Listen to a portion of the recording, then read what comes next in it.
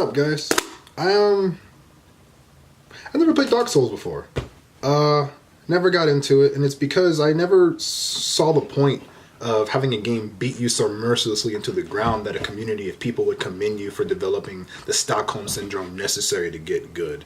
I'm a bit of a hipster when it comes to games. I like the off-beaten things. I like the less popular, and I'm also a loot-loving treasure hunter, and it took me a while to find a game like Dark Souls that was catered to my tastes. And I guess in this ramble review, I'm going to decide whether it was worth the look or not. Enter Necropolis. I actually caught wind of the game through their first ad campaign, and the gameplay trailer looked amazing, but the $30 price tag made me dig a little deeper to see if I was getting bang for my buck, and what I found was a dungeon crawler that overwhelmed people with swarms of enemies and giant runes while a condescending voice, omnipresent, taunted them while refusing to tell any meaningful story. So, I stayed back and I paid attention from a distance while hoping that harebrained schemes, promises of worthwhile updates would come true. And the version I finally bought was the first major update of an expected 2 for the Xbox One, the Brutal update. That made adding a hulking tank character with better feeling combat mechanics, but less stamina and less uses for that stamina, I guess. And now that I look back on it, the update character was essentially the easier mode character, but they did fix the swarming problem. Mostly. Apparently, better level proceduring will do that for you. No updates on the shaky and badly presented lore, and community tips to keep up the wiki have been kind of crappy. Not gonna sugarcoat that one.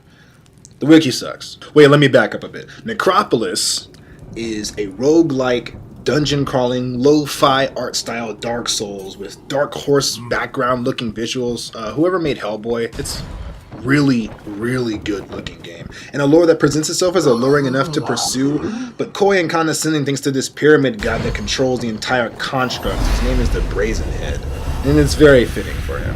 Basically, you're dropped in as your selected class of the 2 available to a split hall, whose point I still don't get, and there's a shop even though you have no money, and a board of unique playstyle choices in the form of codexes. These codexes make you jump high and farther. Some give you lifesteal or knockback mechanics, and there's one that gives you all the crafting recipes available, at least pertaining to all the potions.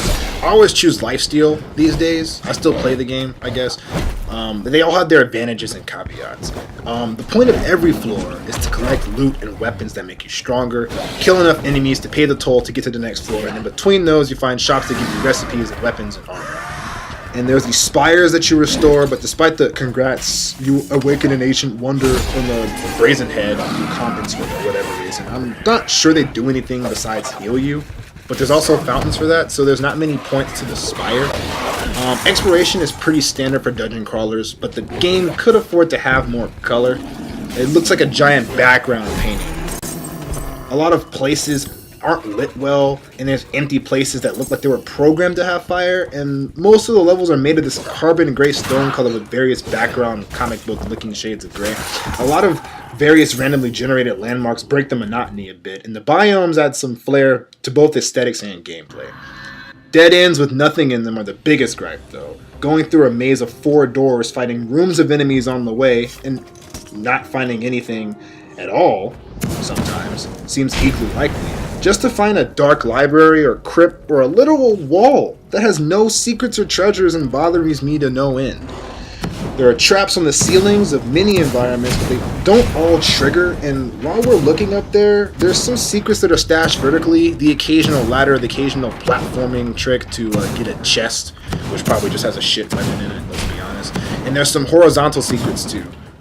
Reading walls can reveal chests behind them, as can destroying ice walls that look a little bit too convenient or a little too sheer. The terrain isn't usually treacherous, and traps on the floor, even in snow, are exceedingly obvious, and they deal a lot of damage to punish you, so it's always better to be careful when you tread. Segueing into combat, it's a mixed bag. With 2 classes, 5 or more weapon types that aren't the broken crossbows, 2 shield types, and many types of armor. The aforementioned codexes to spice things up too. You'd think there'd be a lot of variance, but RNG will really be the factor in how your run goes. Even if you're massively skilled and hyper aware of all your surroundings. To this day, I haven't beaten Necropolis, even though I've been playing this game for literal years. And due to the shaky multiplayer functions, I can't beat it with other people. It's kind of frustrating. True to its Soulsborne nature, Necropolis is a hack and slasher. Stamina stops it from being a mash fest, and the different weapon elements and armor affinities add interesting matchups and strategies. Finding your personal combination gives you an objective to reach, at least for me, outside of hitting the lower sights. My personal favorite weapon is the Raven's Wing, which even as a tier 1 weapon offers just a broken utility in the form of insane knockback, turning all confrontations into 1v1s with mobs who try to join in. They just go all flying about. And it also does acid damage, which is pretty strong versus mechanical enemies who became a bigger problem on the lower floors. And like I said, the knockback's always good, especially when you're being mobbed. You never want armor that takes from you, because under most circumstances, you have one life, and nothing is worth your speed, your health, or your stamina. Don't min-max, max is my mantra while playing this game. Brutes have a much easier time early on, but I love the Blackguard's design way too much. Brutes have more health and inherent area of effect attacks, but their attacks also cost a lot of stamina, and the AoE ones drain you permanently, which you have to restore with food. I don't like the food mechanics. I'll get into that. The enemies themselves, they're pretty amazing. The first floor is filled with spiders and skeletons, hordemen, grind, gym eaters, and the occasional fire djinn or a changeling. Aside from the djinn, who you should either 1v1 extremely carefully, just steer clear if you see it sitting down, the enemies will just mob you and attack. Gym eaters are the biggest issue, but their destructive tendencies can be used to clear rooms if they go berserk. Their weaknesses also make sense. Optimizing weapons for them becomes its own minigame. All you have to do is equip something electric, which is pretty neat. It's like Pokemon. Given you're lucky enough to find those weapons frequently, you'll often end up with a fast blade and a slow blade, or an axe or a giant club. Mix fast and slow, you make things work like that. As you trek down, you'll see the game generate lower floors that you can plan ahead for, and the opportunity presents itself for you to do so. Advanced mechanical enemies, skeleton variations of weaker enemies, and fungus-affected adventurers will become really popular. They're all standard mobs. Which really becomes annoying are the bandits who steal your valuable stuff, these stupid rat thieves. Unpredictable shell mages in the ever-present grind who get stronger and spawn more the deeper you'll go, and you'll end up skipping a lot of these fights if you get later. I'm serious. Ranged enemies also make a splash on the lower floors. Bandits especially have this true knockdown property with their kunai. Shell mages heal and buff their allies while you wear out. And I'll say the lowest floors for your own curiosity, mostly because I haven't beaten the game. But here's where I list the issues, my issues with combat. If you have verticality, mobs don't fight you. If you're on a waist-high terrain space, they stare and wait, and it really makes it easy to take a perch and heal or craft as much as you need to live. Projectiles are broken. There's this real load time that lasts minutes, and it really makes itself evident the lower you go, because the game kind of slows down because it's processing everything, and it couples with the next 2 points.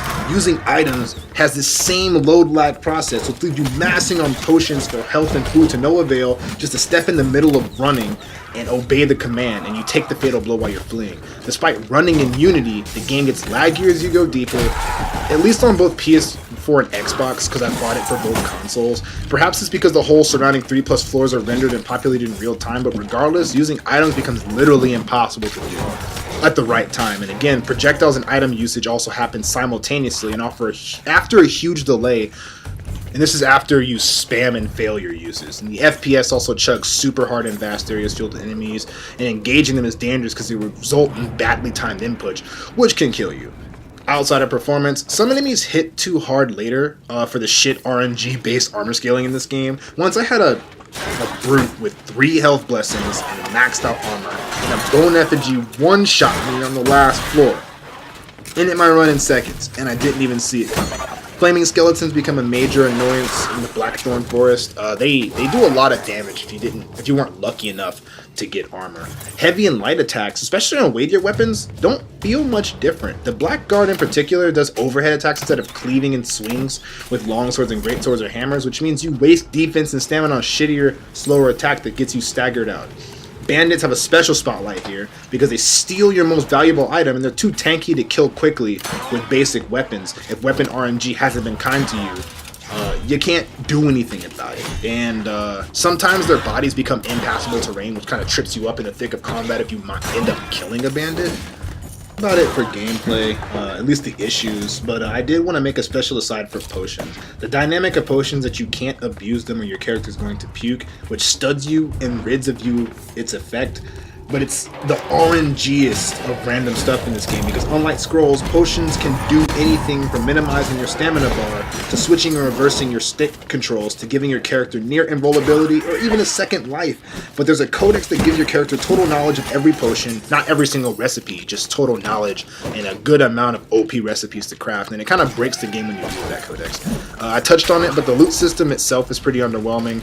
Empty rooms at the end of a long fight are very common as an occurrence, and even though weapons are truly abundant, the armor is far from it. And there's a lot of armor to choose from, so it's not like RNG isn't giving you good armor. You're just not getting it at all. Most armors I get are from the shop or from the Brazen Head's golden chest, which brings me to the final stop. The currency system is creative. Gems are the normal currency that you have throughout your life and accrue through fighting and looting, but you lose a lot when you die, obviously, and the randomness will truly determine how much you get in terms of gems. The second currency, which you get in those gems, is a lot cooler. Tokens of favor. When the Brazen Head gives you himself, they're permanent and last through death. They're your permanent currency, so that's basically what you accrue throughout your lives, and you spend them as such. They're very valuable.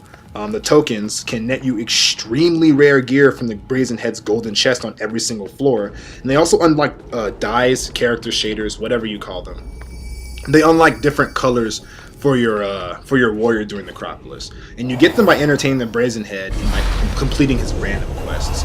I only have 2 nitpicks with the system. He gives you quests for later floors often, and longer runs don't necessarily net you more tokens after you die.